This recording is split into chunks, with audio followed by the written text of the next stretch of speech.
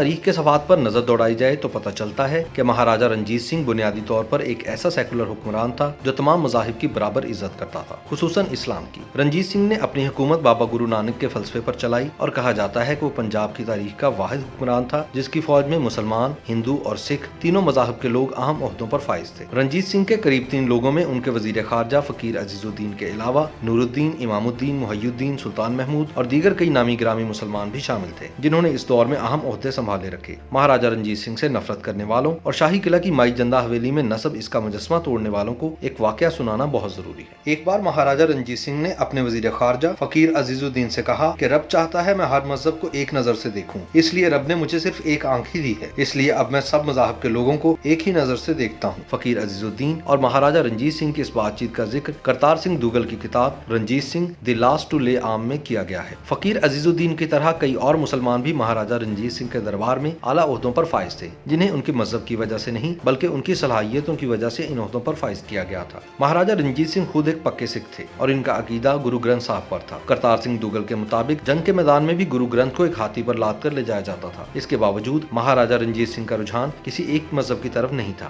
مہاراجہ رنجیت سنگھ کی شخصیت کے بارے میں کچھ عرصہ پہلے BBC کی طرف سے تاریخ دانوں سے بات چیت کی گئی۔ مہاراجہ رنجیت سنگھ کے دور میں بڑی تعداد میں مذہبی وظائف کا اجرا کیا گیا۔ پنجاب یونیورسٹی چنڈی گڑھ سے ریٹائرڈ ہونے والے تاریخ دان پروفیسر اندور بانگا کے مطابق بھارت کی تاریخ میں سیکولرزم کی بہترین مثال مہاراجہ رنجیت سنگھ ہے۔ وہ خود ایک پکے سکھ تھے لیکن انہوں نے اپنی حکومت، فوج اور اپنے رویے میں مذہب کو کبھی رکاوٹ نہیں بننے دیا تھا۔ مہاراجہ رنجیت سنگھ کی حکومت بابا گرو نانک سنگھ کے فلسفے پر چلائی جاتی تھی۔ بابا گرو نانک کے فلسفے کا سب سے اہم جزو سماجی مساوات اور مذہبی آزادی تھا۔ سماجی مساوات کا اثر رنجیت سنگھ کی حکومت اور ان کی فوج میں صاف دیکھا جا سکتا تھا۔ پروفیسر اندو بانگا نے بتایا کہ رنجیت سنگھ کے دربار میں ہندو مسلمان افسر بھی تھے۔ مسلمانوں میں خاص نام عزیز الدین، نور الدین، امام الدین اور ان کی اولادیں ہیں جو مہاراجہ رنجیت سنگھ کی حکومت میں اعلیٰ عہدوں پر فائز رہے۔ جلندھر اور دوابہ کے گورنر محی الدین، جنرل سلطان محمود اور کئی اور مسلمان رنجیت سنگھ کے دور میں اعلیٰ عہدوں پر فائز رہے۔ مہاراجہ رنجیت سنگھ کے دربار میں مختلف اوقات میں تقریباً 60 یورپی لوگوں نے بھی اہم ذمہ داریاں نبھائی تھیں۔ ہندوؤں میں دیوان محکم چند اور مسل دیوان چند فوج میں جرنیل تھے۔ دیوان بھوانی داس اور دھیرا ناتھ حساب کتاب دیکھتے تھے۔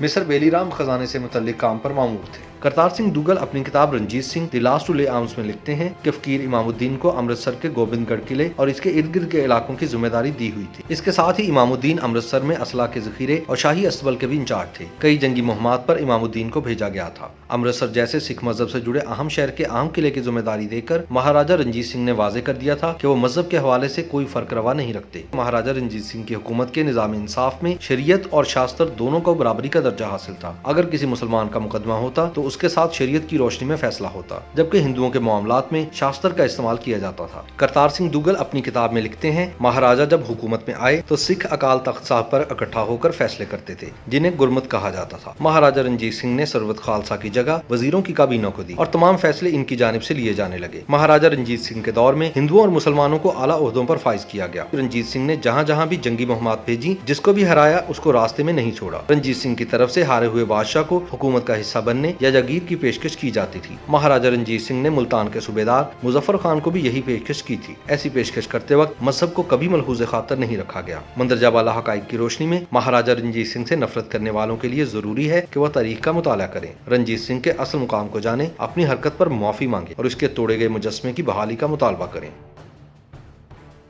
YouTube پر گوگلی نیوز دیکھنے کے لیے youtube.com کی سرچ بار میں گوگلی نیوز TV ٹائپ کریں۔ گوگلی نیوز کے پیج پر سرخ رنگ کے سبسکرپشن والے بٹن پر کلک کرنا نہ بھولیے۔ YouTube پیج پر اپلوڈ ہونے والی ویڈیوز سے باخبر رہنے کے لیے بیل آئیکن پر کلک کیجیے۔ آپ کو ہر نئی ویڈیو کے بارے میں نوٹیفیکیشن موصول ہو جائے گا۔